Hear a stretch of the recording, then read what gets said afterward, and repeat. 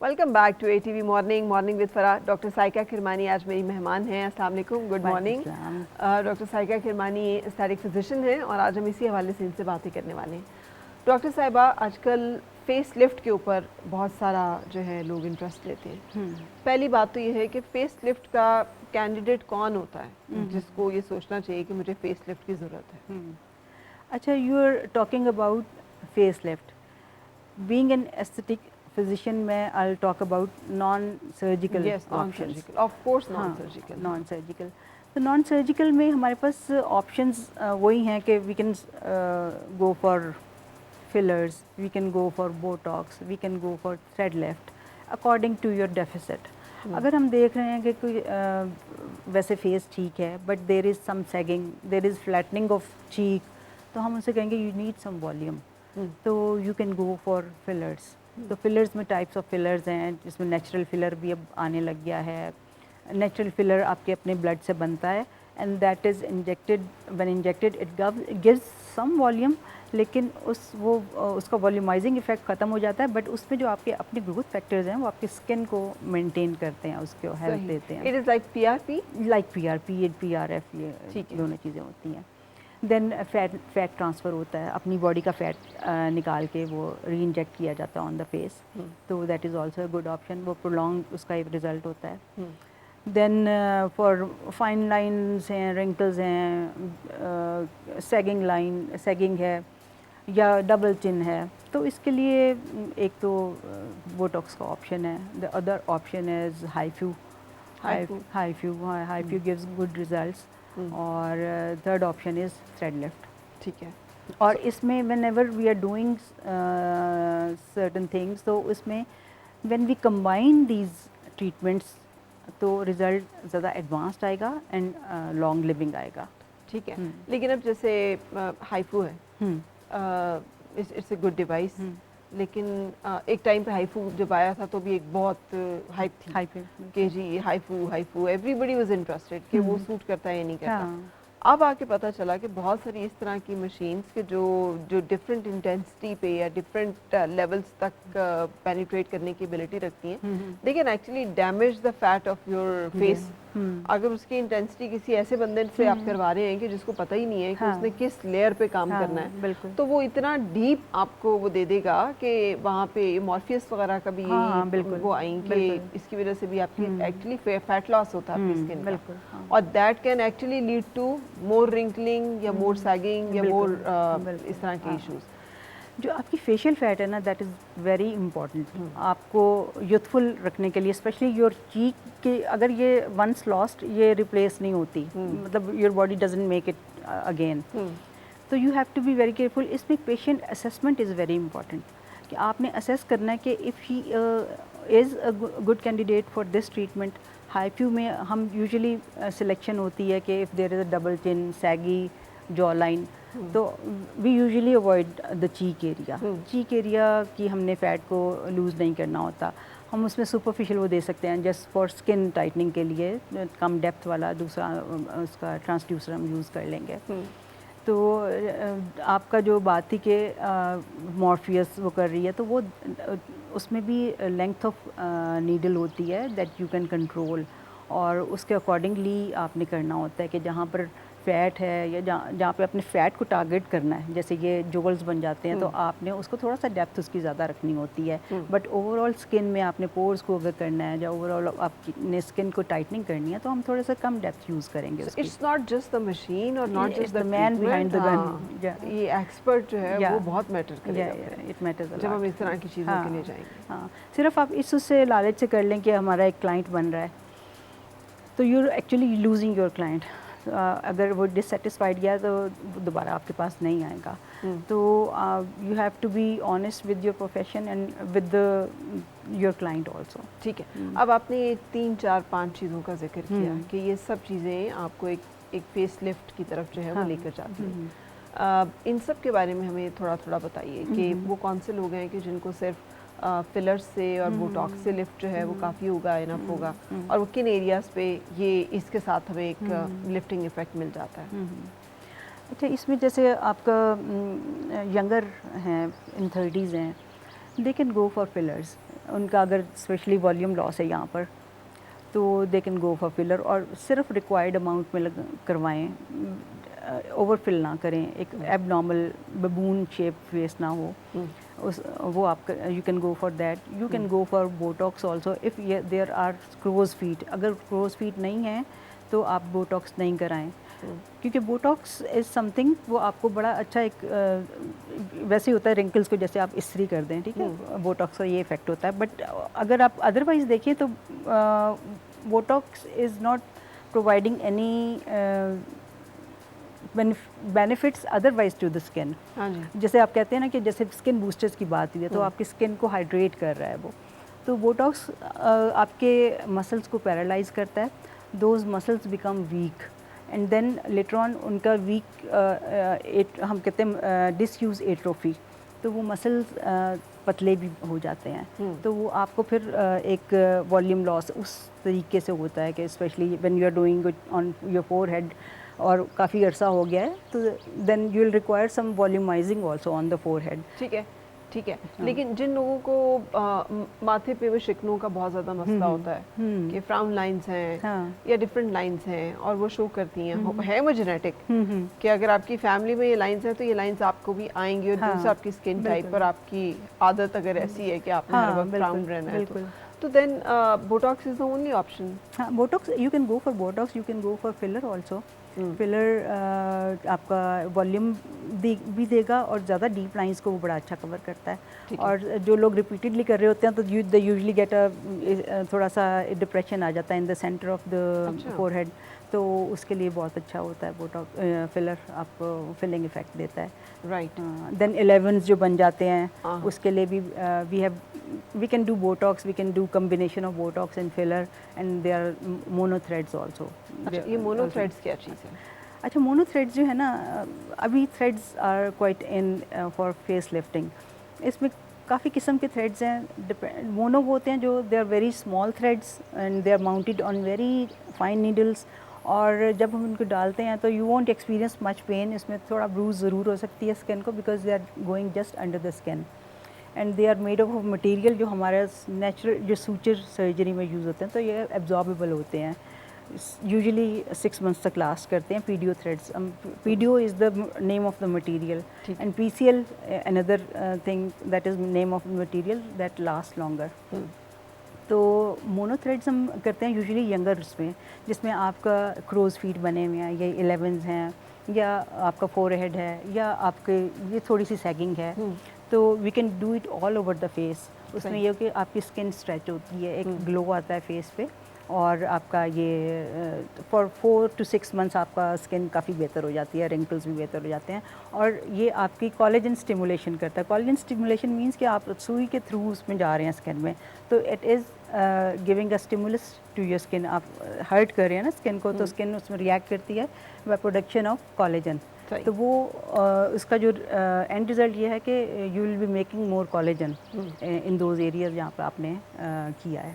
तो ये तो एक टाइप के थ्रेड्स हो गए। हाँ, तो क्या यही थ्रेड्स हर एक के लिए काफ़ी हैं? नहीं, जिनमें ज़्यादा डेफिसिट होता है, जिनका जैसे जॉ लाइन सैग कर गया है, ये है, ये नेज़ोलेबल फोर्ड डीप हो गई है, या जिनके बहुत ज़्यादा नेज़ोलेबल फोर्ड भी है और यहाँ पर बहुत ज़्यादा वॉल्यूम ऑलरेडी है अपना नेचुरल चीक का, तो अगर हम उसको यहाँ पर फिलर डालेंगे तो वो एक और थोड़ा सा बलूनिंग ऑफ फेस हो जाएगा। सही। तो उसके लिए हम फिर कॉग थ्रेड्स कहते हैं उनको। कॉग अब डिफरेंट टाइप के थ्रेड्स हैं, वैरायटी ऑफ थ्रेड्स इसमें हम यूज़ करते हैं। तो that is basically they are, आप कह लें कि टाइनी रोप्स हैं जो आपके स्ट्रेच करते हैं, रीपोजिशनिंग ऑफ टिश्यू करते हैं। आप उसको विद इसमें कैनुला पे माउंटेड आते हैं, वो एंट्री पॉइंट बनता है, उसको हम जहाँ पर हमने पहले मैपिंग कर लेते हैं फेस की ना, उसके बाद उसको पेनलेस होता है तकरीबन, क्योंकि उसमें हम ज़ाइलोकेन इंजेक्ट करते हैं ऑन द एंट्री पॉइंट, और उसको just under the skin inject करके कैनुला बाहर निकालते हैं, थ्रेड अंदर रह जाता है। Thread is like a barbed wire होता है ना, जैसे उसमें छोटी टाइनी वो बार्ब्स होती हैं, वो टिश्यू के अंदर एम्बेड हो जाता है, और वो जैसे हम निकालते हैं तो टिश्यू आपका पीछे रिपोजिशन हो जाता है। और उसमें जैसे एक एरिया को हमने करना है तो हो सकता है कि 3 या 4 हमने डालने हों, तो वो एक अच्छा इफेक्ट दे देता है कि आपने एक एंट्री पॉइंट बनाया, उसे 3 या 4 थ्रेड्स किए तो आपकी लिफ्टिंग हो गई। Similar is the case with the, यहाँ पे आपका यह आ गया है, अगर सैगिंग हो गई है तो it gives a very good result. आपने पीछे से डाला और इसको आपने खींचा, ये रीपोजिशनिंग हो गई। और जैसे जैसे इनिशियल आपका जो इमीडिएट इफेक्ट एक आपको नज़र आएगा, बट जैसे जैसे ये एब्जॉर्ब होते हैं थ्रेड्स, इनका रिज़ल्ट इम्प्रूव करता है। तो you will see quite a lot of difference after 3 months आपको और improvement लगेगी। Really, and for how long it will last? Depends on the material of the threads। जो PDO threads हैं they last 6 to 8 months। और number 2 उसमें आप ने जो नंबर ऑफ थ्रेड्स भी, अगर आपको रिक्वायर्ड 4 हैं और आप 2 डलवाएंगे तो you want be satisfied the result with the result, and उसके साथ आपको वो रिज़ल्ट भी ज़रा जल्दी ख़त्म होगा। ठीक है। तो इसमें PCL threads last for 1.5 to 2 years। ठीक है। तो PCL thread is the ultimate thread जो कि अवेलेबल है थ्रेड लिफ्ट के लिए? PCL is the name of the material. ठीक है, इसमें हमारे पास डिफरेंट टाइप के थ्रेड्स हैं, जिसमें मैंने बताया कि कैनला में कॉग्ड है, वो सिंगल डायरेक्शनल होते हैं। फिर मल्टी डायरेक्शनल, वो 2 नीडल्स के साथ आते हैं। You can target 2 areas with the same one thread के साथ। देन देयर आर एक एक्टॉस थ्रेड्स हैं जो बहुत अच्छा, बट इसमें आपने देखना होता है कि फेस कैसा है, हैवी है। अगर हैवी फेस है तो ज़्यादा थ्रेड्स लगेंगे, या type of threads will be different. ठीक है। तो उसके अकॉर्डिंगली आपने सेलेक्ट करना होता है। कुछ गलत भी हो सकता है इसमें थ्रेड लिफ्टिंग में? क्या कुछ साइड डाउन साइड भी हो सकती है? इसमें बिल्कुल हो सकता है। अगर आपने इसको एक प्लेन पे जस्ट अंडर द स्किन, ये सबडर्मल लेवल पे डलता है, तो ये अगर थोड़ा सा भी ऊपर हो गया तो आपकी स्किन वहाँ पे खिंची भी नज़र आएगी आपको ना। तो उसको आप उसी टाइम पे यूजुअली हम ठीक कर लेते हैं, क्योंकि वो विजिबल भी हो जाता है कि यहाँ से थोड़ा सा वो हो गया, आपने उसको ठीक करना होता है। और दूसरा उसके साथ ब्रूजिंग अगर ब्रूजिंग यूजुअली कैनुला के साथ नहीं होती। नंबर 2, अगर आपने उसको डीप डाल दिया है तो उसका वो रिज़ल्ट नहीं आएगा, क्योंकि आपने सब डर्मल उसको डालना है। अगर डीप चला गया है तो वो लिफ्टिंग इफेक्ट नहीं आएगा उसका। सही।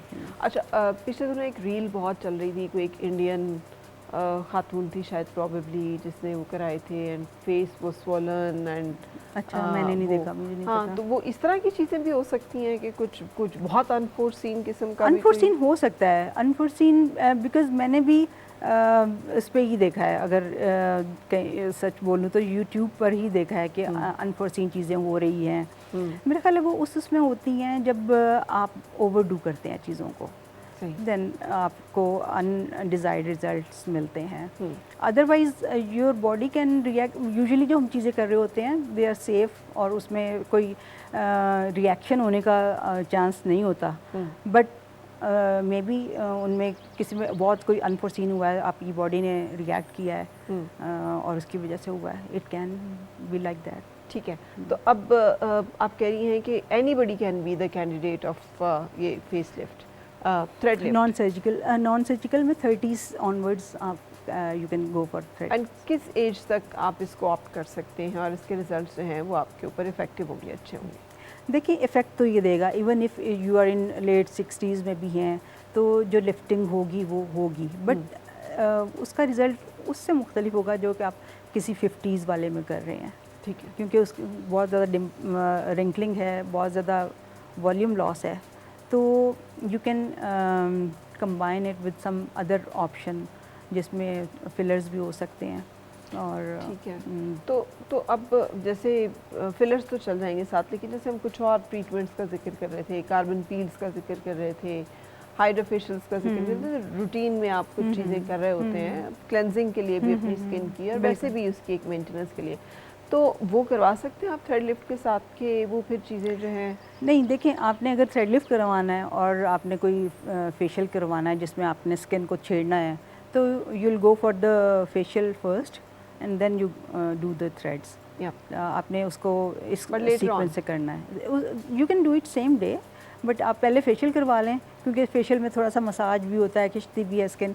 आफ्टर थ्रेड्स आपने स्किन को बहुत छेड़ना नहीं होता, you have to take care of, मतलब आपने बहुत ज़्यादा बोलना नहीं है, बहुत मुंह खोल के हंसना नहीं है, बहुत सख्त चीज़ नहीं चबानी, ये उसके थोड़ी सी प्रिकॉशंस हैं आफ्टर। और कितने टाइम तक ये प्रिकॉशंस फॉलो करनी पड़ती हैं? About a week. ठीक है। और एक हफ्ते के बाद फिर आप नॉर्मल हो जाते हैं और स्वेलिंग वगैरह भी ख़त्म हो जाएगी? स्वेलिंग इसमें यूजुअली नहीं होती, but if it does happen तो वो ठीक हो जाती है, थोड़ा आइसिंग वगैरह कर लें इस पर। और उसके बाद हम कोई भी प्रोसीजर जो करवाना चाहें फर्दर वो करवा सकते हैं? आप देखें, डिपेंड करता है कि आप क्या करवा रहे हैं। जैसे आपने थ्रेड लिफ्ट कराया, तो अगर आप नीडलिंग कराएंगे तो आई विल से कि आप आफ्टर अ मंथ करवाएं। आपने अगर माइक्रो नीडलिंग या आरएफ माइक्रो नीडलिंग करवाना है तो आफ्टर अ मंथ करवाएं, या do RF micro needling before the threads. ठीक है। तो ये कुछ चीज़ें जो हैं ये हाँ, इनका ख्याल रखना चाहिए। कॉस्ट इफेक्टिव कितना है ये? Threads are a bit of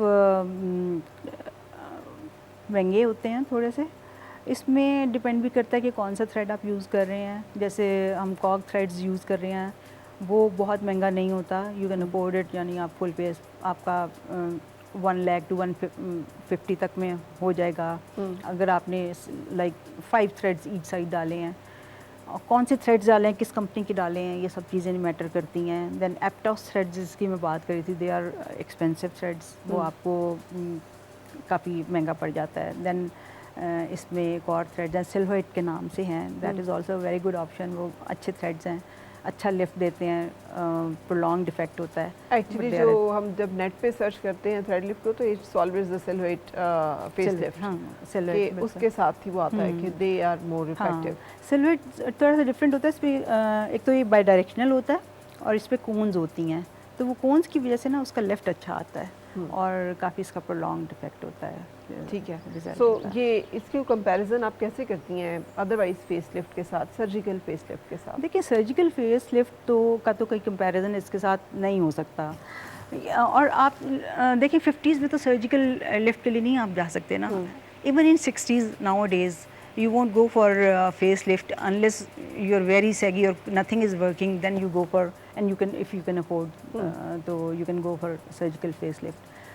but मेरा ख्याल है नॉन सर्जिकल चीज़ें तब तक ज़रूर करानी चाहिए जब तक वो इफ़ेक्ट कर रही हैं और जब तक आप अफोर्ड कर सकते हैं, तो you should remain on non surgical ones. कितना कॉमन है, कितने लोग जो हैं वो ऑप्ट करते हैं आजकल नॉन सर्जिकल? जी, non surgical face lift. Non surgical का तो काफ़ी लोगों को अवेयरनेस भी है, एंड आते हैं लोग, and usually they have something in their mind कि हमने ये करवाना है, ये प्रॉब्लम है और ये करवाना है, then they discuss their problem, और हम जो रिकमेंड करते हैं कि आपको ये नहीं, ये अच्छा रहेगा, तो that is the main thing जो हम करते हैं। ये कंसर्न ज़्यादा ख़वातीन लेकर आती हैं या मर्द हजरात का भी ये वाले इश्यूज़ हैं कि सैग कर लिए इसके? नहीं, मर्द के भी होता है, लेकिन मर्दों की सैगिंग आपको पता है कि मर्दों का मेनोपॉज लेट होता है। हाँ। तो उनका जो टेस्टोस्टेरोन है ना, उनकी स्किन को बहुत हेल्दी रखता है, उनकी सैगिंग बड़ी डिले होती है। तो बट स्टिल जो थोड़ा सा कॉन्शियस होते हैं अपने लिए, तो वो they do come for these things कि फिलर्स के लिए, बोटॉक्स के लिए, कि हमें रिंकल्स आ गए हैं, तो बट उनका रेशियो इज़ क्वाइट लेस। ठीक है। सो ख़वातीन इसमें ज़्यादा हैं? ख़वातीन ज़्यादा होती हैं। इसकी क्या वजह है कि ख़वातीन जो हैं वो ज़्यादा, उन्हें ज़्यादा स्ट्रगल करना पड़ता है when it comes to looks? मेरा ख्याल है एक बेसिक सी चीज़ है कि औरतें में they want to look good. मेरा ख्याल है ये हर एक की ख्वाहिश होती है, और मर्द भी they want to look good. हाँ, they want to look good, but औरतों में ज़्यादा होती है। वो थोड़ा सा हस्बैंड्स का भी मसला होता है, उधर ना अट्रैक्ट, इधर ना चले जाएं, तो ये चीज़ें होती हैं थोड़ी सी। और मर्द का ये है कि द मोर ग्रेइश या एजिंग जो वो में जब जाते हैं तो they started looking more graceful, तो वो उनके प्लस में चला जाता है। हाँ, वो उनके प्लस में चला जाता है। समटाइम्स नहीं भी जाता, बट यूजुअली चला जाता है। चला जाता है। Thank you very much doctor Saika Kirmani, आप हमारे साथ आई और आपने इन्फॉर्मेशन शेयर किया। आई होप कि you will get something out of it, और अगर आप ऑप्ट करना चाहते हैं इन सारी चीज़ों को, तो कुछ इन्फॉर्मेशन आपको ज़रूर मिली होगी। Thank you for inviting me. Wonderful to have you. और यहाँ पे जनाब रुक रहे हैं एक ब्रेक के लिए। ब्रेक के बाद आपसे मुलाकात होगी आज के मेहमान के साथ। और मिलके गुनगुनाए हैं गुमशुदा जो खुशियाँ सारी वो ढूंढ लाए, आओ फिर से मुस्कुराए, मॉर्निंग विद फराह।